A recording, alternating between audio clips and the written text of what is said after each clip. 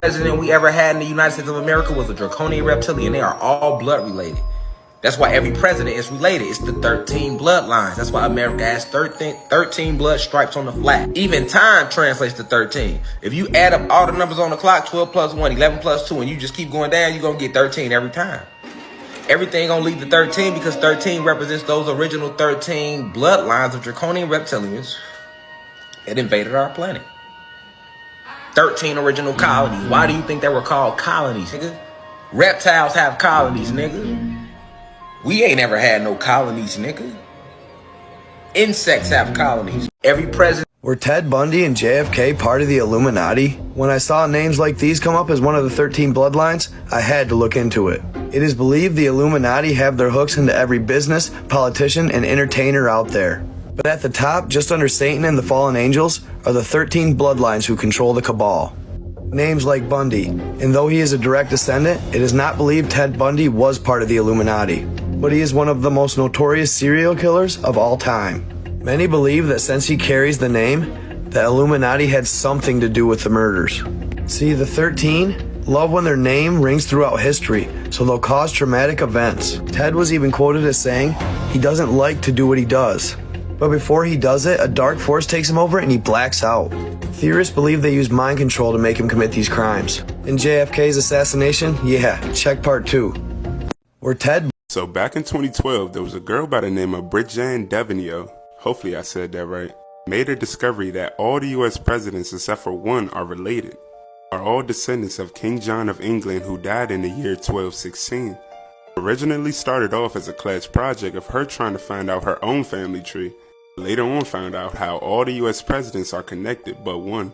What I said about him right here is actually starting to make a lot more sense. Let's check out this interview. Salinas, who claims to have made a major discovery about President Obama. She and her grandfather say that President Obama is related to all but one U.S. president.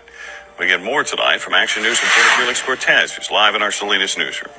Well, Dan, the youngster spent the summer, really all summer, tracing the family tree of our presidents. Her conclusion that all the presidents, with the exception of one, share the same grandfather.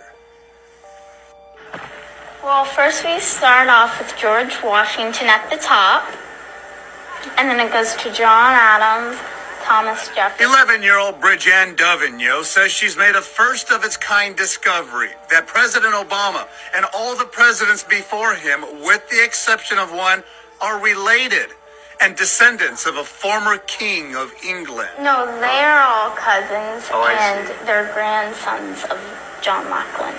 Devenio says she spent countless hours on the internet over the summer researching the lineage of our presidents, a project that started with her trying to trace her own family tree. But I'm the first historian to do all the presidents. I'm very glad I got this done, and I think it will turn out to be a success. Her biggest supporter and firm believer that Obama is a descendant of a former king of England is no doubt her mother.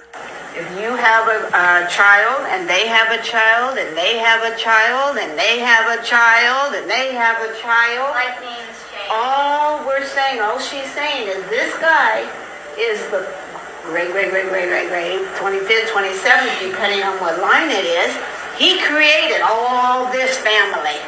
So do I feel like she was either my sister or we were the same person or something. And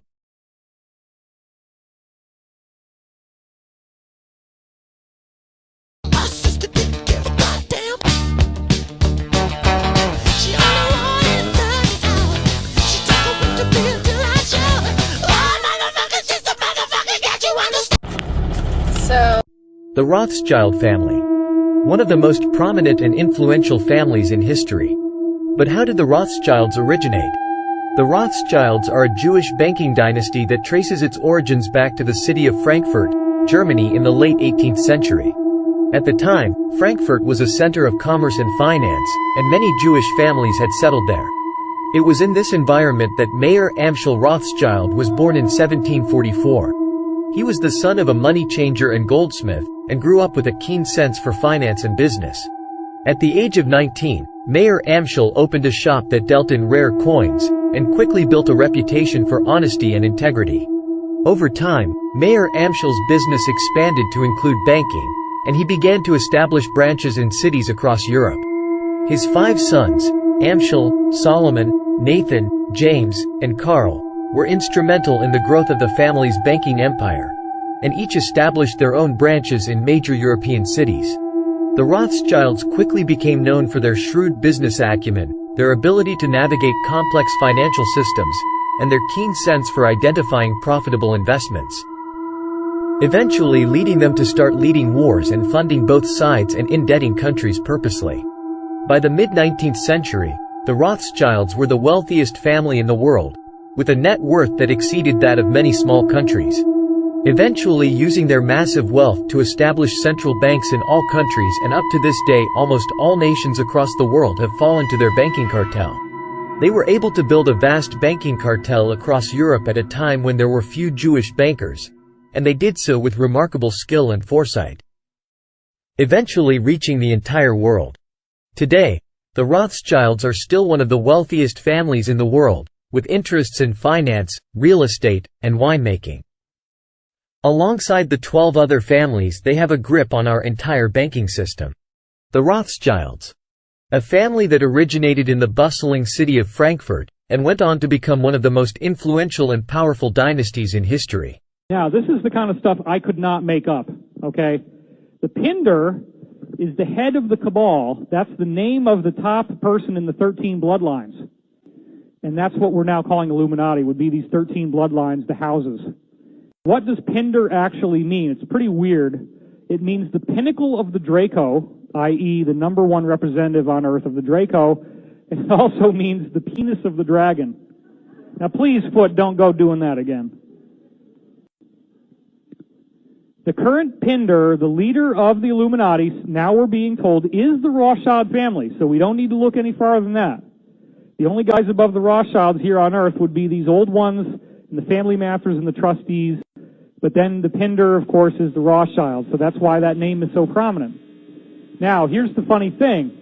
The good guy ETs have come back recently, and I don't know why we got a little, oh, that went away. Good. We had a little feedback. They have been betrayed by the Draco. This just happened in the last month. The Draco has been cornered, and there's something that's been created around our solar system called the barrier, and all the Draco that are inside our solar system cannot get out. And they are afraid of whatever this arrest scenario is going to